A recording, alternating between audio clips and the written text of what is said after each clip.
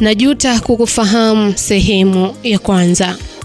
Naam, karibu katika simulizi mpya inayokwenda kwa jina la Najuta kukufahamu. Ni mambo mengi ambayo yametokea katika simulizi hii. Simulizi yenye visa na mikasa ya kusisimua. Simulizi yenye kisa cha kweli. Anayetusimulia kisa hiki ni kijana anayefahamika kwa jina la Johnny. Johnny ni mambo mengi ambayo amepitia katika safari ya maisha yake. Kuna kitu anataka ujifunze kupitia simulizi hii. Andamana nami mwanzo hadi mwisho wa simulizi hii. Mtunzi na msimuliaji wa simulizi hii ni mimi Faraja Simkwai. Unaweza kunipata katika mitandao ya kijamii, Facebook, Instagram, TikTok pamoja na YouTube. Napatikana kama Faraja Simkwai.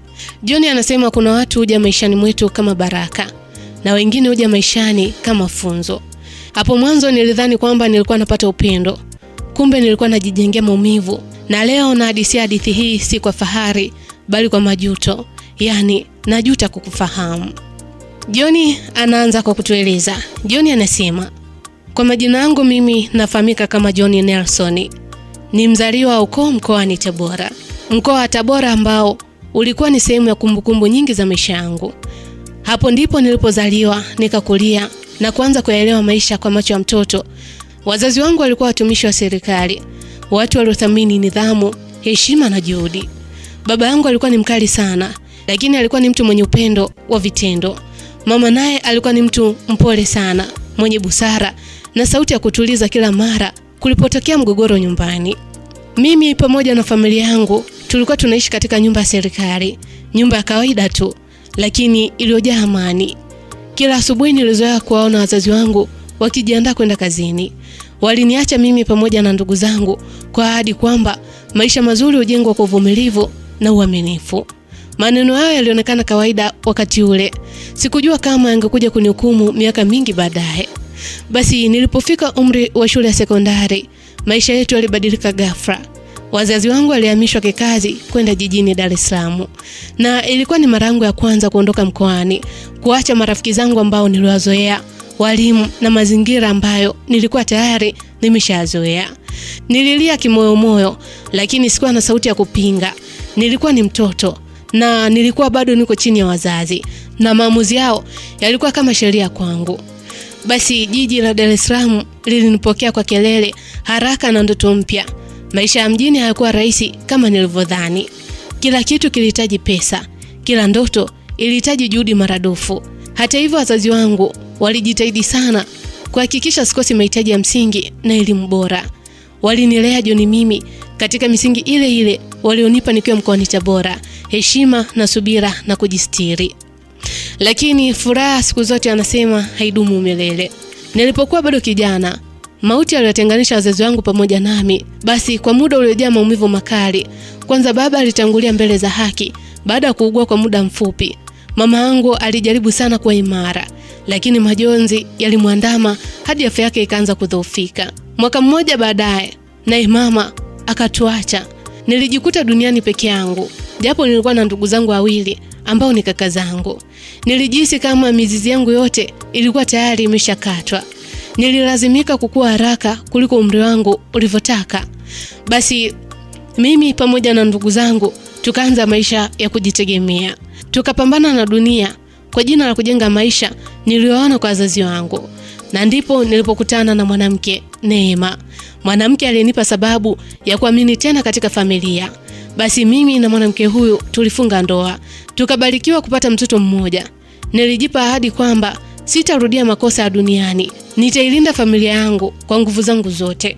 Tangu tukiwa tumetoka mkoani Tabora kuhamia jijini Dar, kipindi kile nikiwa na wazazi wangu, sikuwahi kuwafahamu ndugu zangu wengine zaidi ya baba yetu mdogo ambaye alikuwa ni mdogo wa baba yetu, ambaye ndiye ambaye alikuwa yupo karibu zaidi na familia yetu. Hata wazazi wangu walipokuwa wanaugua, baba mdogo yule alikuwa anakuja kutuangalia. Basi huyo ndio ndugu ambaye nilikuwa namfahamu. Sijajua kwa upande wa ndugu zangu wengine au kaka zangu kama kuna ndugu wengine ambao walikuwa wanafahamu, kwa sababu mkoani Tabora tuliondoka tukiwa bado sisi ni wadogo sana. Hivyo ilikuwa ni vigumu kwa mimi kuweza kutunza kumbukumbu kwa ndugu wengine isipokuwa kwa huyu baba yetu mdogo. Na huyu ndiye ambaye nilimuona kwamba ndiye ambaye alichukua nafasi ya kuwa mzazi kwetu. Basi maisha yakaendelea. Mimi pamoja na mke wangu, japo hatukuwa na maisha mazuri kihivyo, lakini angalau tulikuwa tunapata chochote kitu. Kwani mke wangu alikuwa ni mwanamke mpambanaji sana. Mimi na mke wangu tulifanikiwa kufungua banda la huduma za kifedha, yani uwakala. Basi na maisha yetu yalikuwa yanaendelea. Na naweza kusema kwa namna moja ama nyingine, maisha jijini Dar es Salaam, mimi na mke wangu basi tuliawini. Kwa sababu tulikuwa tuna uwezo wa kula mara 3 kwa siku. Jambo ambalo kwa vijana wengine kama mimi liliwashinda. Basi wakati maisha yakiwa yanaendelea, ndipo siku moja nilipopata taarifa huko mkoani Tabora kwamba babangu mdogo anaumwa sana. Yaani walikuwa wananiambia kwamba ni wa leo ni wa kesho. Jambo ambalo lilinishtusha sana.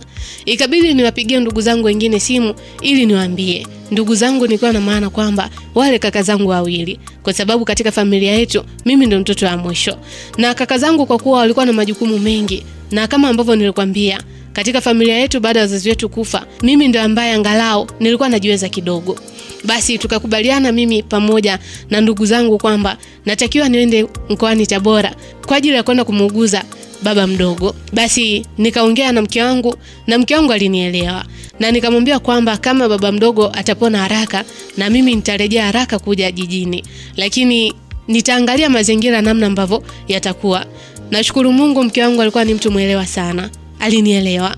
Basi jioni mimi nikaanza kujiandaa kwa ajili ya safari ya kwenda huko mkoani Tabora.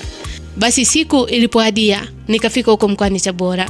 Ni ukweli nilikuta babangu mdogo yuko katika hali mbaya sana. Na pale hakuwa na msaada wote ule. Hata watoto wake ambao alikuwa nao walikuwa hawamjali. Basi kwa kuwa alikuwa ni ndugu yetu na alionyesha ukaribu zaidi na familia yetu, basi mimi nikaamua kujitoa kwa ajili ya kumsaidia babangu mdogo. Lakini katika nyumba ambayo alikuwa anaishi babangu mdogo, mbele yake kulikuwa na supermarket kubwa sana, ambao ndio nilikuwa napendelea sana kwenda kununua bidhaa pale. Lakini kila nilikuwa nikienda, nilikuwa nawakuta vijana pamoja na mwanamke mmoja. Kiumri naweza nikasema kwamba amenizidi, lakini alikuwa ni mtu ambaye ananichangamkia sana. Yaani kuna wakati hata nilikuwa nikikaa nyumbani, nilikuwa natamani tu niende nikanunue hata pipi tu pale supermarket, kulingana na ule uchangamfu ambao yule mwanamke alikuwa ananionyeshea. Basi maisha yakazidi kusonga mbele. Nikajikuta mdogo mdogo naanza kuzoeana na yule dada. Sikujua kama yule mwanamke ni mmiliki wa ile supermarket, ila mimi nilijua kwamba huenda yule alikuwa ni msaidizi. Basi maisha yakaendelea na ukaribu zaidi na yule mama ukaendelea. Basi siku moja babangu mdogo wakati amepata nafuu, akawa ananiambia, anasema, "John mwanangu, najua umeishi kwa kipindi kirefu nje ya mkoa huu, tangu ulipochukuliwa ukiwa mdogo na wazazi wako kupelekwa jijini Dar es Salaam. Lakini kijana wangu, nataka nikwambie, kuwa makini sana na mkoa huu. Kuwa makini sana na watu wa hapa. Hakuna mtu ambaye anapenda mafanikio ya mwenzie, lakini ukiwa biza na mambo yako utafanikiwa. Usipende kufuatilia mambo ya watu, wala usipende kuparamia vitu vya watu." John anasema kiukweli kwa wakati huu nilimuelewa sana babangu mdogo, kwa sababu alionyesha ni baba ambaye ananijali, anapenda nidhamu kama ambavyo alikuwepo kakake ambaye ni babangu. Basi niliendelea kuishi katika misingi hiyo. Nikawa nafuata ushauri wa babangu mdogo. Sikutaka kabisa kuwa karibu na watu wa hapa, kwa sababu ni mambo mengi ambayo niliweza kuyasikia. Lakini kuna siku moja nikaamua nijitoe out. Nikaenda katika moja ya kumbi za starehe. Nilipofika hapo nikakaa, lakini pembeni ya meza yangu nikamwona yule mwanamke ambaye huwa namkuta pale supermarket akiwa amekaa na watu wengine. Ni kama walikuwa na kikao fulani hivi. Lakini yule mwanamke baada ya kuniona tu alinichangamkia sana. Akaniita kwa ishara ya mkono, akimaanisha kwamba niende ile sehemu ambayo walikuwa wamekaa. Basi kwa kuwa mimi nilikuwa nimezoeana sana na ule dada, na nilikuwa naenda kununua mara nyingi vitu pale supermarket, basi ikabidi niende. Nilipofika pale yule mwanamke akaanza kunitambulisha kwa wale watu ambao alikuwa amekaa nao. Japo wale watu ambao walikuwa wamekaa nao walikuwa ni watu ambao wamenizidi umri. Naweza nikasema pia lilikuwa ni lika yule mwanamke. Lakini cha kushangaza, alinitambulisha kwamba mimi ni rafiki yake, tena ni rafiki yake wa karibu. Lakini kuna watu ambao walikuwa wananiangalia sana. Yaani walikuwa wananiangalia kwa jicho la kujiuliza, lakini sikutaka kujiuliza sana. Akili nyingine ikawa inawazisha, kwa nini hao watu wananiangalia baada huyu mwanamke kunitambulisha kwamba mimi na rafiki yake, tena rafiki yake wa karibu. Nikasema huenda wanashangaa kulingana na tofauti za umri wetu. Nawezaje kuwa na urafiki wa karibu na mtu ambaye amenizidi umri? Basi sikutaka kuletilia sana maanani ile swala. mimi nikaendelea tu na mambo yangu. Lakini yule mwanamke akaniambia, akasema, John, agiza kitu chochote ambacho unakitaka, mimi nitalipa. Usijali kuhusu malipo. Hata kama unahitaji kula, wewe kula tu chochote, nitalipa. Na kingine ambacho kilizidi kunishangaza zaidi, vitu ambavyo walikuwa wanaagiza katika meza ile vilikuwa ni vitu vya gharama sana. Yaani hata bili ambayo ilikuwa imekuja hapa, naweza nikakata miezi 5 nisiwe nimeshika hiyo hela. Lakini kwa upande wa yule mwanamke ilionekana kwake ni vitu vya kawaida tu. Basi siku hiyo tulikunywa, tukala na mambo mengi yakaendelea. Lakini kadri ambavyo nilikuwa niko karibu zaidi na yule mwanamke, watu wengi ambao wanaonekana walikuwa wanafahamu yule mwanamke walikuwa wananiangalia. Wengine walikuwa wanatikisa kichwa kana kwamba walikuwa wananionea huruma. Lakini mambo yote haya sikuyataka kuyatilia maanani, kwa sababu nilijua huenda walikuwa wananionea hivyo. Kijana mdogo kama mimi kuwa na urafiki na mwanamke ambaye anaonekana ni tajiri na anajiweza katika mkoa huu, basi mimi sikutaka kuatilia maanani. Basi siku hiyo ikapita, mimi nikaelekea nyumbani. Siku iliyofuata nikaenda tena pale supermarket, nikamkuta yule mwanamke. Awamu hii alinichangamkia zaidi ya mara ya kwanza ambavyo amezoea kunichangamkia. Akaniambia, yani John, sikujua kwamba na wewe ni mtu wa starehe. Yani nilifurahi sana kukuona. John anasema hata mimi pia nilishangaa sana kumuona mwanamke huyo akiwa amenichangamkia kiasi kile. Na mimi nilikuwa sina budi, nikasema hata mimi pia nilifurahi kukuona. Lakini yule mwanamke kuna ishara ambazo alikuwa ananionyesha ambazo zilikuwa ni ishara ngeni. Ukumbuke kwamba mimi tayari nina mke kule jijini Dar es Salaam na nina mtoto mmoja.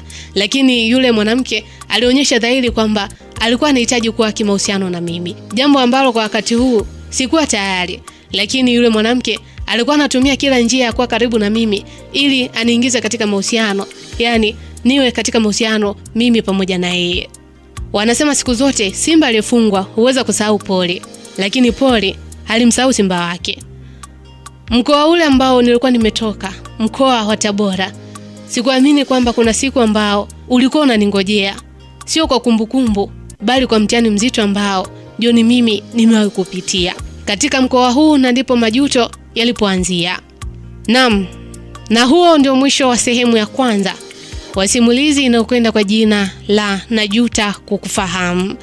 John ana mambo mengi ya kutueleza. Ni mambo gani ambayo yalimkuta katika safari ya maisha yake? Ni kipi ambacho kilitokea baada ya John kuzoeana na yule dada ambaye alikuwa anauza supermarket? Na kwa nini babake mdogo John alimwambia kwamba awe makini na watu wa eneo lile? Ili kujua yote haya, basi usikose kufuatilia muendelezo wa simulizi hii. Ni kipi ambacho John anasema anakijutia? Mtunzi na msimuliaji wa simulizi hii ni mimi Faraja Simkwai. Unaweza kunipata katika mitandao ya kijamii Facebook, Instagram, TikTok pamoja na YouTube. Napatikana kama Faraja Simkwai. Najuta Kukufahamu.